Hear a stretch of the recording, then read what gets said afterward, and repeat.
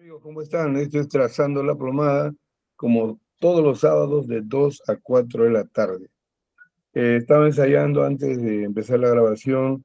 En algunas grabaciones anteriores me veía que hablaba, pero noté que había algo extraño. Me comencé a observar y me di cuenta que yo hablaba así, más o menos, ¿eh? Con esto de acá, así. ¿Mm? Entonces dije, pero ¿y por qué hablo así? Y me di cuenta que era un rictus de una persona que abusaba, de una persona descontenta o reclamona, ¿no? Y dije, ¿qué pasa?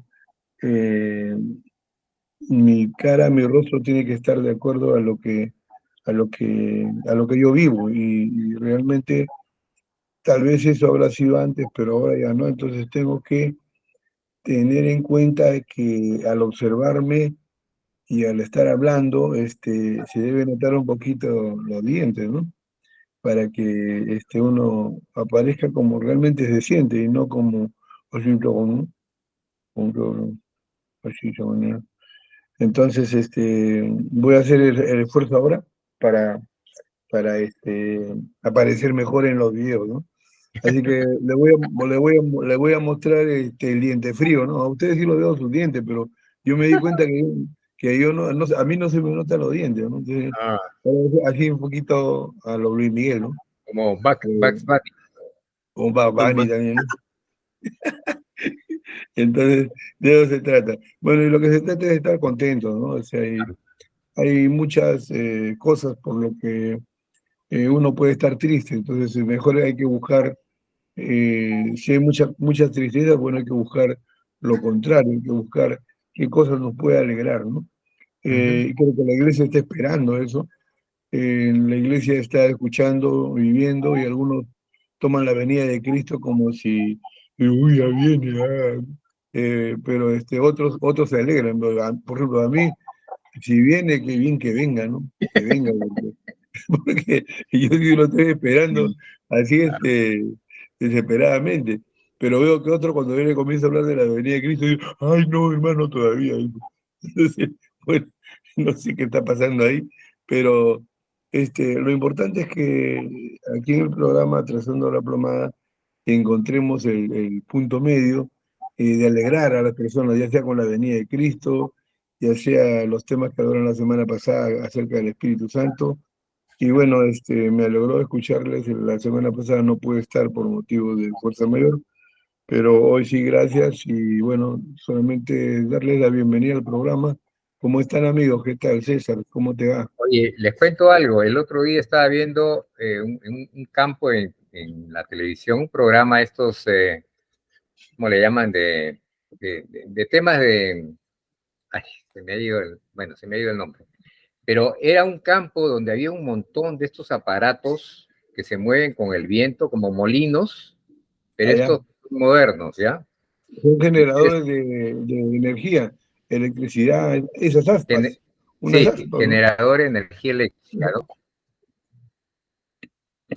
Claro, sí, aspas son. Sí, con unas aspas, ¿ya? Y la persona, pues, que narraba, sí, se te ha ido tu rostro, por si acaso. Y, Jorge, se te ha ido tu rostro. Y la persona que narraba explicaba cómo el viento, pues, hacía que giraran esas aspas, que el molino de viento, pues, era muy antiguo, pero ahora han generado unos molinos modernos, y explicaba cómo esto está unido a un aparato que genera energía eléctrica, pero como no siempre el viento va a la velocidad que debe ir, o no siempre hay viento, ¿no? Porque a veces se calma el viento, entonces hay unos acumuladores o unas baterías donde se guarda esta energía, y en el momento que se necesite, cuando no hay pues viento, sale esta batería, ¿no? Y no sé, mientras se escuchaba y miraba, decía, oye, este es prácticamente una ilustración de la vida cristiana, ¿no? La vida cristiana, el cristiano no es que él solito produce luz o produce energía, no. Necesita un viento que lo esté moviendo constantemente para que pueda estar produciendo aquello que el viento produce, ¿no? Y la palabra de Dios me hizo acordar Juan 3, donde dice que el creyente es como el viento, que no sabes de dónde viene y no sabes de dónde va, pero escucha su sonido. Y en este caso, el viento es el que hace que las aspas se muevan, genera la energía, y el viento de Dios es lo que nos da, pues justamente el carácter de Dios, ¿no? Dice que el carácter de Dios es gozo y es paz, ¿no? Y si bien es cierto, el viento, mire este detalle, no sé, estuve reflexionando esto, ¿ya? Si bien es cierto, el viento y el aire es lo mismo, porque ¿qué cosa es el viento? Es el aire en movimiento. Pero cuando el aire está quieto, no produce nada. Y nuevamente me vino a la mente, ¿no? Cuando el Espíritu de Dios que uno ha recibido y que nos ha dado vida, pero está quieto, no produce nada. Pero cuando este espíritu está en movimiento, ¿mediante qué? Mediante la adoración, mediante la alabanza. Me viene siempre a la mente 1 Juan 4, que dice que cuando caminas en amor, fíjate este detalle, ¿eh? Cuando caminas en amor, dice, Dios está ahí. Y Dios me ha enseñado algo, que cuando me decaigo, cuando estoy triste, Dios me dice, hazle bien a alguien, busca a alguien, llama a alguien con necesidad, saluda a alguien y pónganlo a prueba. Yo lo he puesto a prueba y de repente estoy decaído, me siento mal o lo que fuere, ¿no? Y de repente llamo a una persona y le digo, hola, ¿cómo estás? Y no sé, a los minutos se me va todo, ¿no? Y viene, como dice, el gozo de la salvación, ¿no? Y bueno, relacionando nuevamente con este tema de los molinos de viento, hay otro elemento natural, que son estas bobinas que trabajan con caídas de agua. No sé si han visto, acá por Chosica hay una caída de agua y hay una turbina, ya me acordé la palabra, turbina. Y las turbinas también tienen como unos alerones, algo así. Entonces la turbina va cayendo, perdón, el agua va cayendo de la caída de agua y va haciendo girar, y cuando gira produce energía eléctrica. Esa es la energía que tenemos acá, mucha de la energía que tenemos acá en Lima, ¿no? Entonces, qué interesante que el fluido sea el agua o sea el viento, y ambos, uno es símbolo del Espíritu de Dios y el otro es símbolo de la palabra de Dios, el agua, ¿no? Cuando están en movimiento, producen energía, y la energía tiene que ver con vida, con plenitud, con fruto del Espíritu, con esperanza. Y cuando tenemos todo ello, el mundo alrededor puede estar alicaído, pero dentro de nosotros hay una paz que sobrepasa todo entendimiento, ¿no? ¿Qué les parece? Sí, sí, y es interesante que verdaderamente lo que nosotros encontramos de aquí hace 4 años, porque aquí nosotros estamos con el 1999, en el 2000 hubo la situación del COVID, hemos pasado ya, vamos a entrar al 4.º, en la cual hemos pasado con diferentes etapas. Y una de las cosas que estábamos meditando con unos líderes sobre los acontecimientos mundiales es cómo estratégicamente el diablo nos ha manejado con la intimidación, el miedo y el control. Porque son esos tres elementos en los cuales hemos encontrado en diferentes lugares, gobiernos, pero también iglesias. O sea, hemos encontrado la intimidación, hemos encontrado el miedo y hemos encontrado el control. O sea que esa es la forma como el diablo está trabajando para que la iglesia esté tibia, parte de la iglesia esté tibia, para que parte de los creyentes estén ahí atemorizados, intimidados y no quieran, digamos, ponerse en el baluarte de la verdad, en lo que significa que es su propósito, su llamado, su autoridad en la cual Dios les ha dado, ¿no? Porque cuando uno conversa con hermanos, tú te das cuenta en la conversación a qué nivel está manejando el conocimiento del evangelio, ¿no? Y si la persona está continuamente pidiéndote oración, ya sabes que pareciera que es un niño espiritual.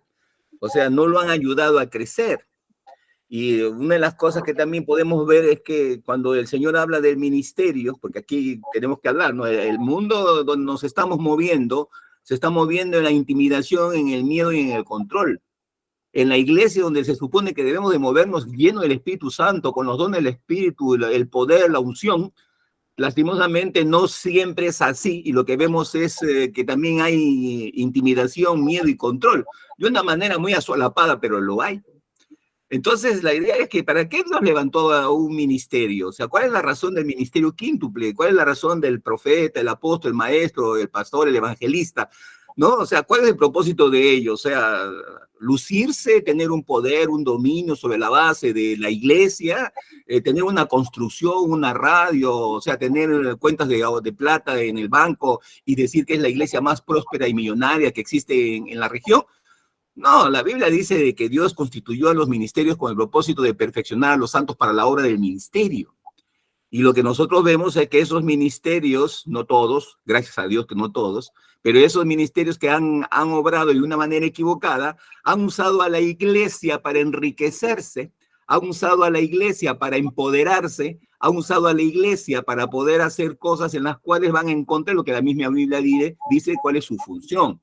Su función del ministerio es que debemos de perfeccionar a los santos, y los santos es todo aquel que ha nacido de nuevo en el Señor Jesucristo y se congrega en un lugar aparente con el propósito de ser entrenado, capacitado para la obra del ministerio. Entonces, ahora se está volviendo nuevamente a cumplir eso en algunas iglesias, pero vuelvo a repetir, nos estamos encontrando con este trío, el trío de la intimidación, el miedo y el control. Y lo estamos encontrando no solamente en el mundo, porque sabemos que el mundo se mueve con intimidación, el mundo se mueve con el miedo, el mundo se mueve con el control, pero la iglesia debe moverse con el Espíritu Santo. La iglesia debe moverse con los dones del Espíritu, la iglesia debe moverse con la palabra, pero encontramos que se mueve por la intimidación de algunos hombres o mujeres, por el miedo que ocasionan algunos hombres y mujeres y el control que quieren lograr algunos hombres y mujeres dentro de estas iglesias que lastimosamente ahora están en una situación de tibieza espiritual, ¿no? Y es lo que estamos mirando ahorita. Yo tuve una reunión en esta semana con varios líderes y estábamos midiendo la situación de la iglesia en nuestros sectores, en nuestras comunidades. Y estábamos diciendo qué es lo que tenemos que hacer y cómo debemos de guiar a los intercesores para quebrar, romper y deshacer todas esas artimañas que estamos encontrando en el camino. Porque nosotros estamos caminando, estamos viendo y estamos guardándonos de caer en la situación de la tibieza espiritual que lastimosamente algunos han caído, ¿no? Y aparte de programas, hemos estado evaluando programas también y hemos visto programas que ahorita que eran muy buenos y que ya desaparecieron de la luz. O sea, ya no hay esos programas, ya no están esos programas, porque pensábamos que se habían ido a otra radio, tampoco se han ido a otra radio, han desaparecido. Ya no se sabe nada de esos ministerios. Ahora, nosotros, la Plomada, somos uno de los pocos. Somos uno de los pocos que estamos aquí a la luz. Es que hay un temita. Sí, Jorge, quería decir algo. Otro de los temas también que últimamente está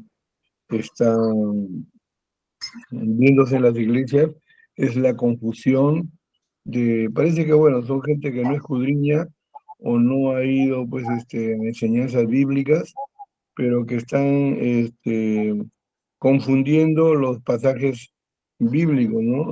Hace poco me llegó un texto ahí que decía, un amigo decía, quejándose de otro hermano, decía que había un hermano que estaba, pues, que andaba de una manera desordenada, ¿no? Conocían que no trabajaba, paraba sin control, sin nada, y el hermano lo reconvino para que dé buen testimonio, ¿no? Primeramente que busque un trabajo y que dé buen testimonio en el trabajo, dé buen testimonio en la calidad del trabajo que hace, etcétera, pero que se le veía muy mal viviendo desordenadamente. Y el hermano, al toque, agarró un pasaje bíblico, mal interpretado por supuesto, dijo que no, que más bien él vivía conforme a la voluntad de Dios. Y ahorita me estaba acordando de lo que estaba hablando César. ¿Y cuál era la forma en que él vivía dentro de la voluntad de Dios, viviendo desordenadamente, ¿no? O sea, era un vivo, aprovechándose de los hermanos, etcétera. Y él dijo que él vivía conforme a lo que dice la Escritura, porque la Escritura dice que él vive en el Espíritu, y como vive en el Espíritu, entonces sacó el pasaje que citó César, que decía que es como el viento, es como el aire, bueno, que no sabe ni dónde viene ni a dónde va. Y Y el pasaje no dice eso, ¿no? El pasaje no dice que precisamente hay que andar pues perdido sin rumbo para que uno muestre que el Espíritu lo está guiando. Entonces el hermano le explicó, le dijo, eh, ese pasaje no está hablando de eso, está hablando de que no hay explicación para lo que hace el Espíritu Santo en tu vida. No, no hay explicación, así como viene a las 3 de la mañana, viene a las 4 de la tarde, no hay explicación para decir que va a dar una clase o no. En ese sentido, dice, que viene el Espíritu es, o sea, no se puede explicar, simplemente está ahí y tú lo vas a experimentar. En ese sentido, dice, no en un sentido de que de la forma desordenada que tú vives, ¿no? Le dijo. Y ahí, bueno, siguió la conversación. Entonces, una de las cosas que también el enemigo está haciendo es confundir textos de la palabra de Dios para usarlos conforme se le ocurre o conforme la preferencia que tenga, ¿no? Entonces, eso Lo hay que quiso hacer cuidar. con el Señor en el desierto, ¿no? ¿Mm? Claro, o sea, es la clásica, ¿no? O sea, siempre eh, hacerlo entender de repente lo espiritual, llevarlo a un plano material, ¿no? Llevar lo espiritual a un plano material, que si bien es cierto es una ilustración, pero, pero es solamente mm, para algo didáctico, ¿no? Que se puede entender, pero nada más, ¿no? Entonces, eso hay que tener en cuenta y hay que avisar, y hay que verlos, hay que ayudarles a estas personas que están confundidas o interpretando la palabra del Señor sin la inspiración del Espíritu Santo, ¿no? Miren, hay un salmo que yo quería un poco sobre eso que estamos hablando. Hay un salmo que quería decirles, Salmo 91:14, ¿ya? Y miren, tiene dos partes, ¿ya? La primera parte dice, porque en mí ha puesto su amor, yo le libraré, ¿ya? Cuando yo trataba de entender qué quiere decir que ha puesto su amor, cuando uno da el amor es que está dando la vida, ¿no? Amor tiene que ver con dar vida. Entonces dice, si lo parafraseo es porque en mí ha puesto toda su vida, todo su amor, yo lo voy a librar. Pero mira lo que dice la segunda parte del mismo verso, ¿eh? Pero por cuanto has tenido intimidad conmigo, ya, ahí te pondré en alto. No lo pone en alto porque ha puesto su amor en Dios, solamente lo libra, pero porque has tenido intimidad, has estado uno conmigo, has derramado toda tu, has tenido tiempo conmigo, intimidad, te pondré en alto. Y yo decía, Señor, ¿cómo acá tú distingues, ¿no? Uno de otro? Una cosa es que nos libre y que nos dé vida, y otra cosa es que nos ponga en alto. Hay otro pasaje que dice algo así, lo estaba buscando, no lo encuentro todavía, voy a tratar de recordarlo, y que dice algo porque, ay, ¿dónde está este pasaje? Algo como dice que porque has muerto, yo te daré vida, pero porque has permanecido, yo, como dice, bueno, mejor no sigo divagando porque se va, cuando lo encuentre lo voy a decir, ¿ya? Pero volviendo a eso, la mala interpretación de los pasajes, Jorge, me estoy acordando de Pedro, el apóstol Pedro en el aposento alto, cuando todavía estaban preparándose en oración antes que venga el Pentecostés. Dice que en algún momento él se para y habla de Judas, que había traicionado al Señor y que había que elegir pues a otra persona, ¿no? Y es curioso que el mismo Pedro usa dos pasajes de la Escritura y que no es en el mismo lugar, sino son en lugares diferentes. Mira, dice, porque está escrito en el libro de los Salmos, sea hecha desierta su habitación y no haya quien more en ella. Ese es un salmo. Y en otro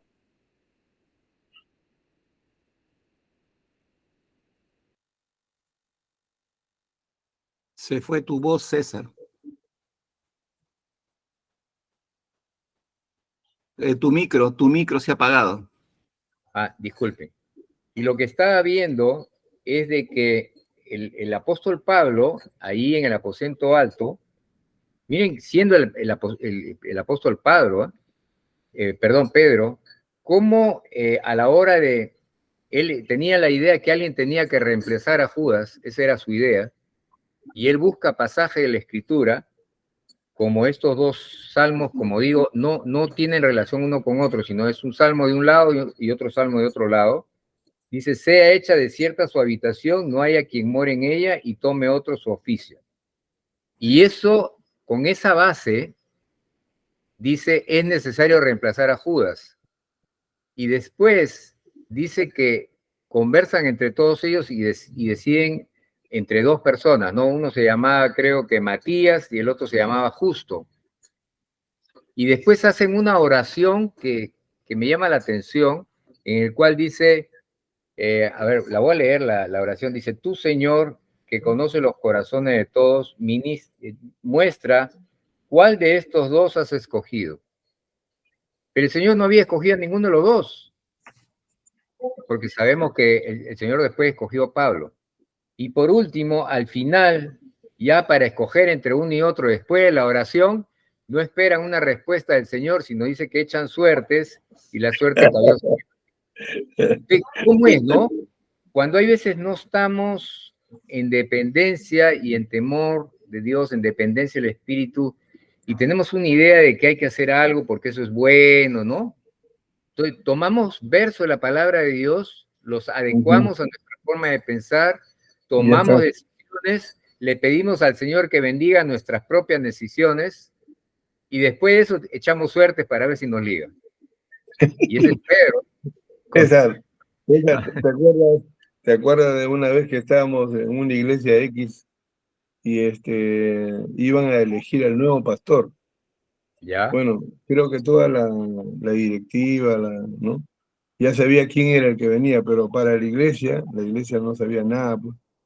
Entonces, vamos a orar por el siervo que Dios va a escoger, ¿no? Y yo sabía, y otra persona más sabían, cómo se puede tomar el nombre de Dios de una forma tan liviana, Así es, ¿no? hermano. Entonces, y bueno, y para toda la iglesia, Dios había escogido a fulano de tal, ¿no? Y no fue así, ellos lo escogieron, como igualito que estás hablando ahorita, es versión Pedro, pero de esta, de Sí, esta, sí. de esta temporada, ¿no?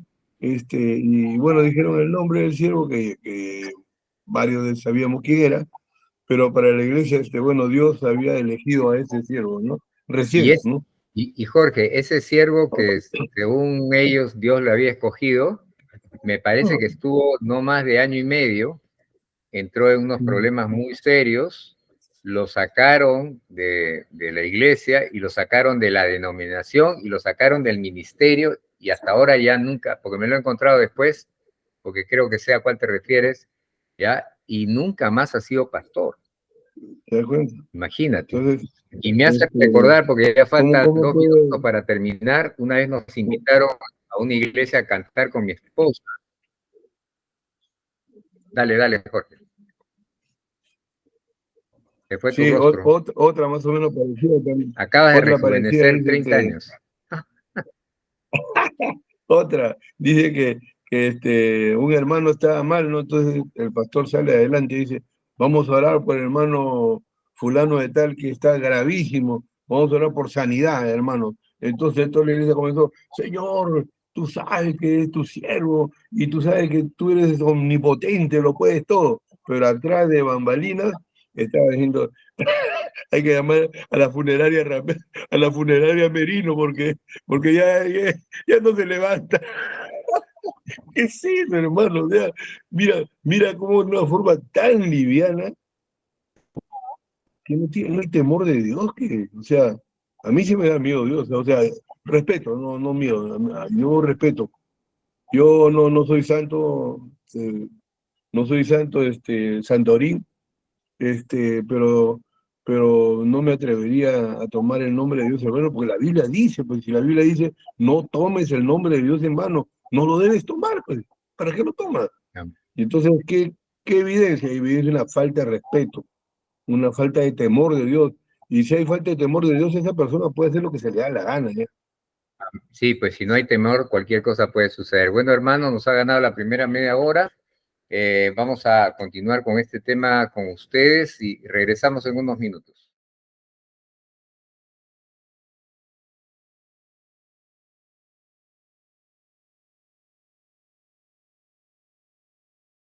Estamos de regreso, hermanos. Saludos a Narito, que está por allá por la selva, por los ríos, metiéndose por el más profundo del Amazonas. Y un saludo, sabemos que de cuando en cuando mira la plomada, así que un abrazo para ti, Narito. Bueno, y continuamos, pues, ¿no? O sea, estábamos hablando de la forma tan liviana que para afirmar lo que yo quiero, o sea, lo que yo quiero decir, agarro un pasaje bíblico, ¿no? Y ya está, y lo interpreto como yo quiero. Y es una falta de respeto y es una muestra de los últimos tiempos, porque el enemigo se está manifestando así, ¿no? Dice que va a todo lo que representa adoración o es digno de culto, el enemigo se lo va a bajar, ¿no? No lo va a soportar. Eso es Oye, lo que el dice otro en los día, últimos tiempos. Es que sí, pastor. la idea o sea, nosotros, si analizamos bien, es una de las características de la tibieza espiritual en algunos sectores de la iglesia, esa liviandad al hablar, al decir, al expresarse de parte de Dios, ¿no? Pero como Jorge dice, ¿no? Verdaderamente hay que ser muy cuidadoso y temeroso de Dios, porque nadie puede tocar el nombre de Dios en vano. Hay que tener mucho cuidado. Y lo otro es de que muchas personas que se han mofado del evangelio a través de la historia, las formas como esas personas han desaparecido de la tierra es muy triste y dolorosa, muy triste y dolorosa. Muchas personas que se levantaron contra ministerios ungidos de Dios, verdaderos pastores, queriendo levantar polvoreda y desprestigiar, deshonrar a estos siervos y a sus familias, desaparecieron también igualito, de una manera muy dolorosa. O sea, la Biblia dice que hay de aquellos que caen en las manos del Dios vivo, dice la Biblia. Y Horrendo, pues. yo como creyente, como un hombre que tiene 47 años viviendo con Dios, yo tengo mucho, mucho temor de Dios. Y, por ejemplo, cuando digo algo, le digo, perdón, Señor, al toque, porque yo sé que he dicho algo y en mi espíritu al momento reacciona, Venga, venga. ¿no? ¿Por qué? Porque uno puede decir cosas o de repente puede añadir cosas y ahí luego viene el problema porque Dios no dijo que dijeras eso, no dijo que lo hicieras así. Es como lo que le pasó a Moisés. Moisés estaba tan contrariado con la situación del pueblo judío que ya, como que dice, le llegó hasta aquí, ¿no? Y llegó un momento en el cual Dios le dice, ve y dale agua al pueblo, porque el pueblo me ha reclamado por agua. Entonces coge tu bastón y dile a la peña que salga el agua. Y Moisés estaba molesto. Y en esa molestia se mueve Moisés. Agarra y va a la peña y la golpea a la peña. Y la golpea, le dice, sale agua, ¿no?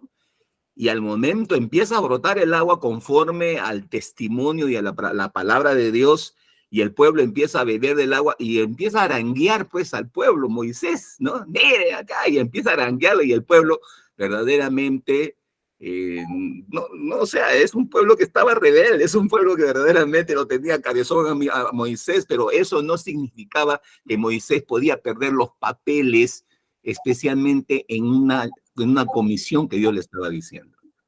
¿Y qué hizo Dios? Dice, no me has glorificado, le dijo. No me has honrado, le dijo. Tremendo.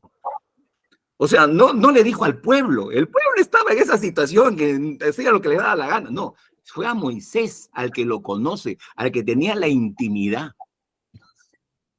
Porque Moisés tenía intimidad con Dios. ¿Qué pasó con esa intimidad con Moisés? La perdió. ¿Por qué la perdió en esos momentos? Porque se agarró de esa ira, ese enojo, esa molestia que tenía con el pueblo. Pero en vez de estar en esta intimidad para darle la gloria y la honra a Dios y dejar que Dios sea el que responda a su pueblo, sea el que tome autoridad en su pueblo, sea el que discipline a su pueblo conforme él vea por conveniente. Moisés quiso hacerlo. Amén. Y no glorificó a Dios. Ahora, y lo interesante es de que tampoco Moisés entró a la tierra prometida. Dios le dijo, no, no vas a entrar a la tierra prometida. No entró, pero sí la vas a mirar desde lejos, le dijo. Pero fue tremendo. Eso, yo me pongo a pensar, ¿no? En esa relación. Perdón, pastor, y no solamente no entró, sino lo reemplazó y puso a Josué. Sí, y algo parecido pasó con Elías, ¿no? Porque Elías también entró. Igual dijo, bueno, Elías, está bien, ahora sales tú y entra Eliseo, ¿no? Mira el caso de Elías, por ejemplo, porque fue intimidado. Porque cuando Elías estaba en el Monte Carmelo, estaba con poder. Imagínate, levantó el altar, las 12 piedras, vino la respuesta del cielo de Dios y consumió el agua y todo ello, ¿no? Y la Biblia dice que el pueblo judío dice que se dio cuenta y dijo, solo Jehová, empezaron a gritar. Y entonces ahí agarraron a los sacerdotes de Baal y Acera y los mataron, ¿no? Y luego Elías se cumplió lo que había hablado de que no iba a llover después de 3 años y medio. Él se puso de rodillas y habló con su siervo para que fuera a ver. Dice, veo una pequeña mano, una pequeña nube. Y al momento dice que vino la respuesta de Dios y empezó a llover. Y cuando empezó a llover, Elías empezó a correr. Y dice que traspasó el carro de Acab. O sea, que imagínense qué tal poder y unción estaba moviéndose en Elías. Pero y la verdad es que, ¿qué le pasó a Elías? Porque nunca entendí. Pero luego, por eso te digo, y luego viene, dice que Jezabel envía un enviado a Elías y le dice, así como has hecho con mis profetas, voy a hacer contigo en este día. Así le dijo. ¿Y qué pasó con Elías? Dice que agarró y asumió eso, o sea, aceptó lo que ese enviado le dijo y dice que tuvo miedo por su vida, dice. Él tuvo la miedo palabra por de la su mujer. vida. Así es, porque aceptó la palabra de Jezabel y al momento tuvo miedo por su vida y dice que salió del lugar y se fue a otro lugar. Y cuando dejó a su siervo en otro lugar, él seguía caminando en otro lugar y luego le dice a Dios, Señor, ya mi vida no es superior a la de mis ancestros, así que una vez mátame. Ay, Dios mío, Dios le está salvando la vida, le está dando comida, le está dando sobrenaturalmente alimento, le dando poder, unción y capacidad para hacer frente a esos tremendos cantidades, porque era una cantidad de sacerdotes de Baal y de Acera, hermanos. Y se perdió todo y él estaba ahí, en ese lugar, diciendo que Dios lo mate. O sea, tanta influencia espiritual había en Jezabel, en esa palabra de intimidación, porque lo intimidó a Elías, le metió miedo y lo controló. Sí. ¿Cuál fue el resultado de la intimidación, el miedo y el control? Que él perdió el propósito, perdió el designio, perdió la comisión que Dios le dijo. Y se fue. Y quería morir ya. Así a veces nos sentimos nosotros, a veces. No, y cuando el Señor viene... Yo digo, ay, Señor, parece que se está repitiendo lo de mi hermano mayor Elías. Y cuando el Señor viene a preguntarle, oye, Elías, ¿qué haces acá en esta cueva? Bueno, lo que pasa es que nos quieren matar y yo soy el único que queda, dice. Todavía dice. ¿Cómo se distorsiona el enfoque, ¿no? Cuando hay temor. Y por eso tenemos que cuidar mucho ese tema del temor. Y fíjate, y Dios le dice, no, te equivocas, yo he guardado de que 7,000 almas no se doblen ante Baal y Acera. Imagínate. Sí. O sea, había el ejército de Dios. Lo que pasa es que Elías estaba mirando en una dirección equivocada. Y es lo que nos pasa a todos. Nos pasa a todos. A todos nos pasa. ¿No? Perdemos el norte. Es al toque. Hay que despertar al toque. Hay que reaccionar. ¿No? Hay que reaccionar al toque. Podríamos decirle que llamen a la plomada en ese momento para que podamos conversar. para ahí ayudarlos. Oye, hablando de estas cosas del temor de Dios, el otro día nos invitaron con mi esposa a un lonchecito de unos matrimonios jóvenes. Y nos pidieron pues que fuéramos con la guitarra, así que fuimos, cantamos unas canciones, qué sé yo. Y al final cantamos esa canción de la puerta, ¿no? Hay una puerta que se encuentra abierta. Y al final dice algo así, ¿no? Como que la puerta se cerrará y ya no habrá opción, ¿no?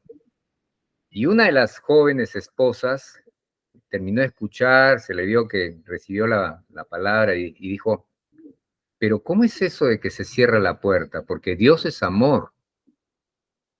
Y yo le dije, no, claro que es amor, pero Dios es justo también. Y hablamos de cómo Dios es justo. Dios es amor, pero Dios es justicia también. Entonces Dios dice que no va a declarar inocente al culpable. Y Dios dice muchas de esas cosas. Y me viene a la mente el apóstol Juan en Patmos, ahí en la isla de Patmos, ¿no? Escribiendo el Apocalipsis. Ustedes recordarán que Juan, pues tal vez habrá sido entre todos los discípulos del Señor o todos los apóstoles del Señor el más cercano, ¿no? Era el único que se le recostaba en el pecho. Habían tres íntimos, ¿no? Que era Pedro, Jacobo y Juan, pero de los tres, Jacobo era el más cercano con el Señor. Sin embargo, dice que cuando el Señor se le presenta en la isla de Patmos, voy a leer un pasaje. Dice que yo, Juan, vuestro hermano, copartícipe en la tribulación, etcétera. A ver, vamos a ver. Yo estaba en el Espíritu, dice, en el día del Señor, y detrás de mí oí una gran voz como de trompeta que decía, yo soy el Alfa y la Omega, el primero y el último. Escribe en un libro lo que ves y envíalo a los 7 iglesias que están en tal lugar, tal lugar, tal lugar. Y dice que cuando él voltea, y voltea para ver la voz que hablaba con él y vuelto, primero dice que vio 7 candeleros de oro, no vio a la persona que hablaba, vio los candeleros de oro, pero después dice, y en medio de los 7 candeleros dice, y a uno semejante al Hijo del Hombre, y él sabía un Hijo del Hombre, pues era el Señor Jesús, ¿no? Y lo describe, ¿no? Vestido de una ropa que llegaba hasta los pies, ceñido con el pecho, con el cinto de oro, su cabeza y sus cabellos eran blancos como blanca lana, como nieve, sus ojos como llama de fuego, sus pies semejante al bronce bruñido, refulgente como en un horno y su voz como estruendo de muchas aguas. Y al final dice, cuando le vi, caí como muerto a sus pies. ¿Qué vio? Vio al Señor Jesucristo resucitado y en toda esa magnitud del Dios, del Hijo del Hombre, pero ya Dios, ¿no? Con todo ese poder, y dice ojos de fuego, y cosas muy, muy fuertes. Y siendo él una persona que había estado tan cerca del Señor, como dice que cayó como muerto, no pudo soportar la visión. ¿Por qué hago esta colación? Porque si bien es cierto, el Señor es amor y lo ha demostrado en la cruz, pero también por el testimonio de su palabra sabemos que se viene un juicio para todos aquellos que no se han arrepentido y no han abierto su corazón a Dios. Y a todos aquellos que se burlan, que creen que no va a pasar nada, esa imagen del Dios resucitado, del Hijo de Dios resucitado, con fuego y dice, con una espada aguda, habla de juicio, ¿no? Habla de algo que va a ser justicia. Y si bien es cierto, nuevamente, como conversamos con esa joven, Dios es amor, pero no nos olvidemos, Dios es justo, porque en estos tiempos hay mucha gente que está actuando de una manera muy injusta, muy injusta.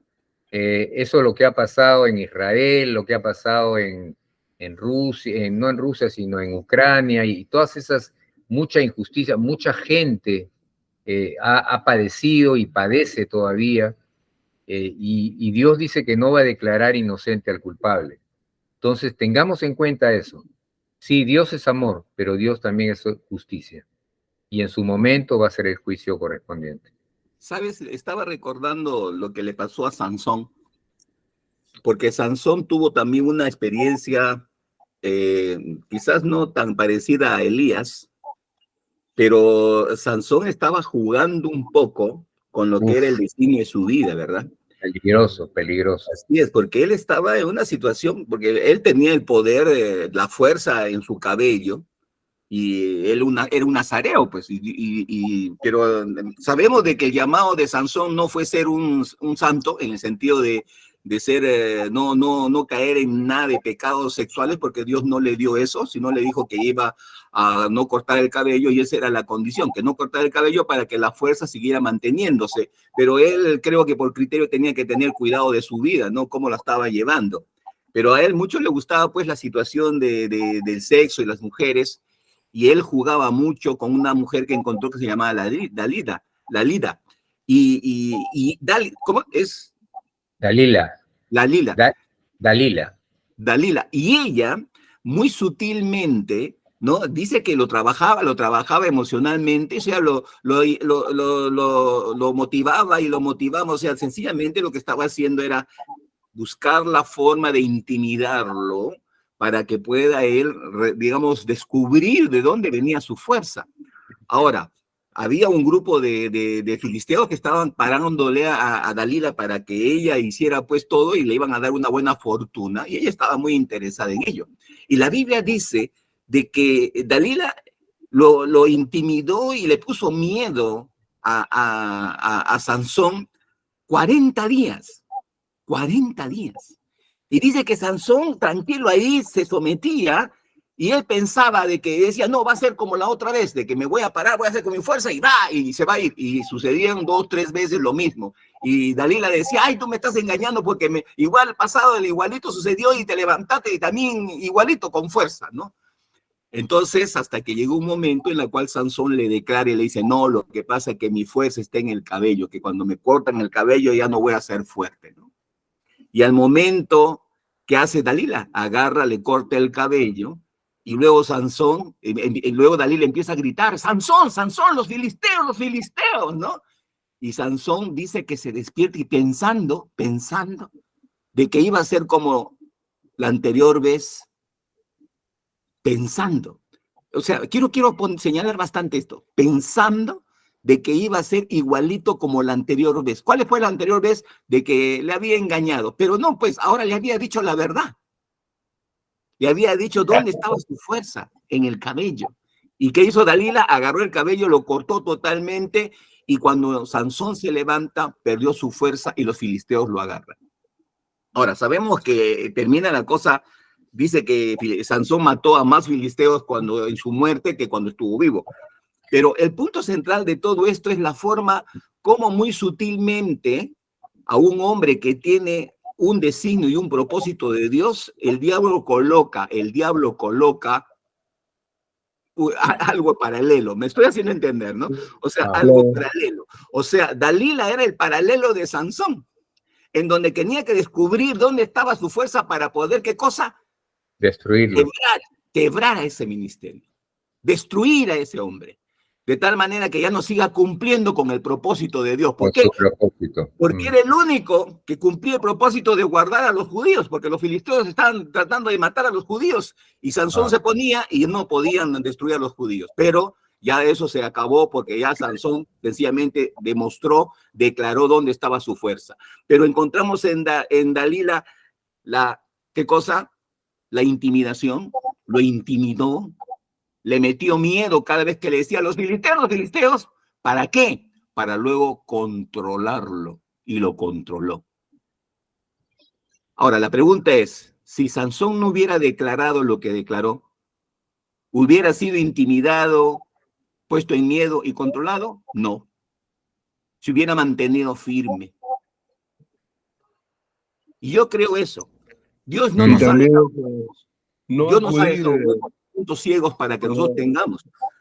O sea, nuestros puntos ciegos, en mi entender, es porque no estamos buscando el rostro de Dios. No estamos cumpliendo con el buscar el rostro de Dios, porque Dios conoce todo. Dios sabe todo. Y Dios nos va a prevenir. Nos va a prevenir. Jorge, pero también no ser tan ingenuo, ¿no? O sea, ya le había dado varias muestras a Sansón, qué es lo que pretendía Dalila, ¿no? Pero él es bien ingenuo, él pensaba, como tú dijiste, es la soberbia. Siempre se va a escapar. Bueno, si nosotros nos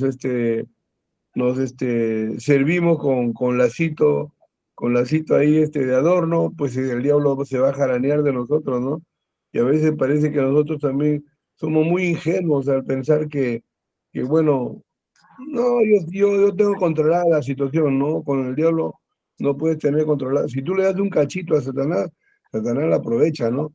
Entonces creo que ahí también parte nuestra es no abrir ninguna puerta ni dar la más mínima oportunidad al enemigo porque nos va a hacer, pues, nos va a humillar, pues, ¿no? Iba a traer ministerios abajo, familias abajo.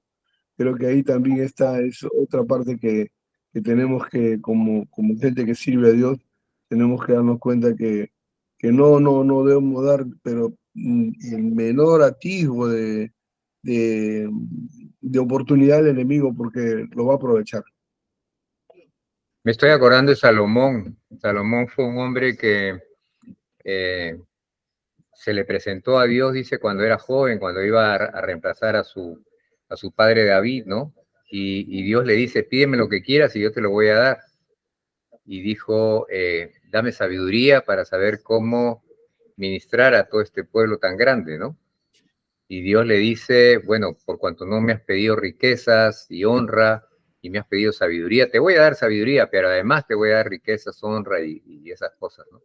Y si no me equivoco, se le presentan 2 veces y Salomón tenía pues un encargo muy particular, ¿no? Que era la edificación del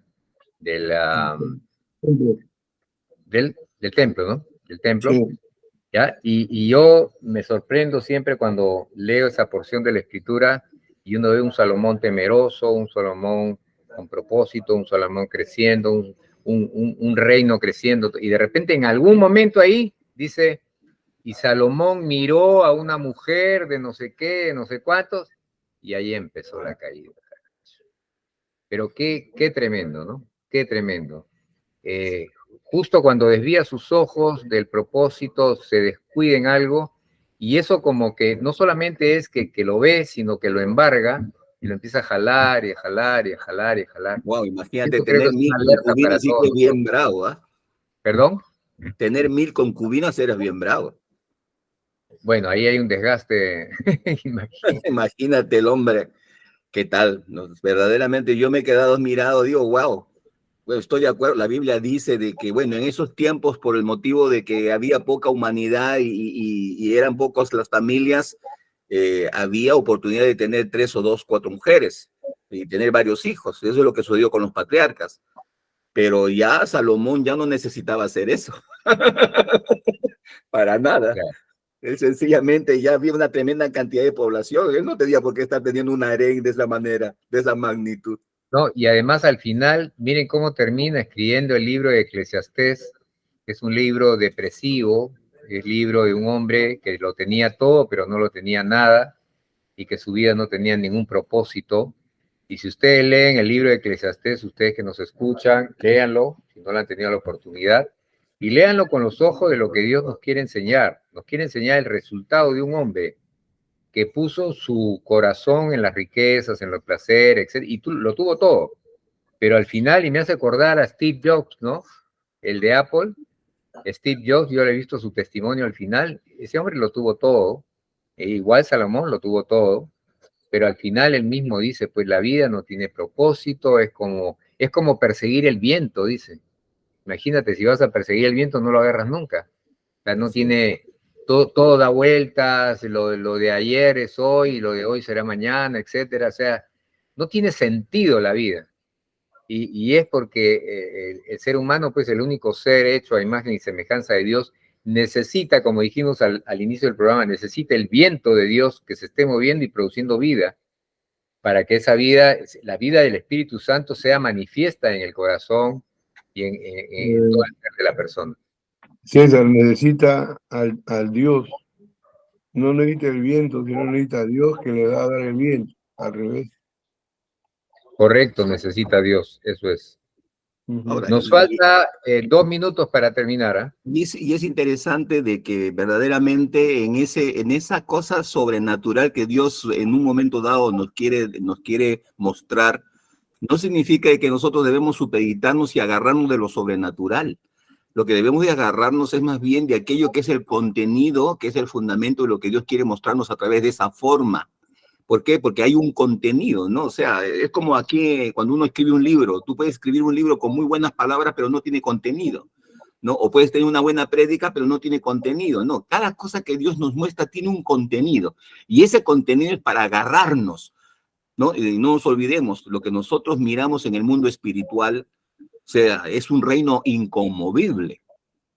O sea, la Biblia dice de que Dios está conmocionando el mundo y los cielos y de que estamos viendo las cosas que se mueven para que queden las que no se mueven, o sea, las cosas inconmovibles. Y es lo que estamos viviendo en estos tiempos.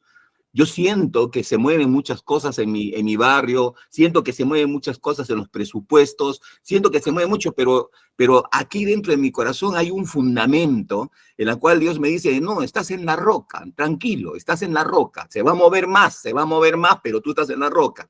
O sea, lo inconmovible es lo que te mantiene perenne, firme, estable, en paz, pero lo que está alrededor tuyo se está moviendo, se está deteriorando, se está fulminando. Y es lo que Dios está haciendo. Por eso es tan importantísimo que nosotros que entendamos que esa revelación espiritual que nos quiere y nos está dando es para que nos agarremos de Él, porque Él nos está mostrando su reino inconmovible. Y porque al ser a imagen y semejanza de Dios tenemos eternidad en nuestro ser interior y como eternidad que tenemos, y si no la podemos experimentar, pues sentimos que nos hundimos y no tiene sentido la vida. Ha sido una hora muy, muy linda, muy agradable de estar todos juntos con ustedes, amigos. Queremos orar a Dios por sus vidas, por todos los que nos escuchan en este momento. Jorge, ¿podrías hacer una oración por todos los oyentes, por favor? Porque hay necesidad por todos lados y para que el ánimo, el Espíritu de Dios esté visitando a nuestros oyentes, por favor. Amado Dios, nos acercamos a ti porque tú no cambias, siempre eres el mismo. Eres el principio y el fin. Eres el gran yo soy. Eres el que provee, Jehová Jireh. Eres el que nos da identidad, Jehová Nisi, nuestra bandera. Eres el Señor de los ejércitos. Eres el gran yo soy. Solamente en ti estamos seguros, confiados. Todo lo demás, como decía Jorge, se mueve. Pero tú eres inconmovible. Tú eres la roca de los siglos. Tú eres nuestro Señor, nuestro Salvador. Tú eres Jehová Rafa, el que sana. Tú eres nuestro Padre, nuestro Dios. Amén. El único y sabio Dios. Esta noche te bendecimos, te adoramos, te exaltamos. Levantamos en alto tu nombre, Señor. Y te damos honra y gloria. En el nombre de Jesucristo, nuestro Señor. Amén. Amén. Amén. Queridos, nos estaremos encontrando la próxima semana. Los esperamos. Chau, chau. Chau, chau, chau, chau. Chau, chau.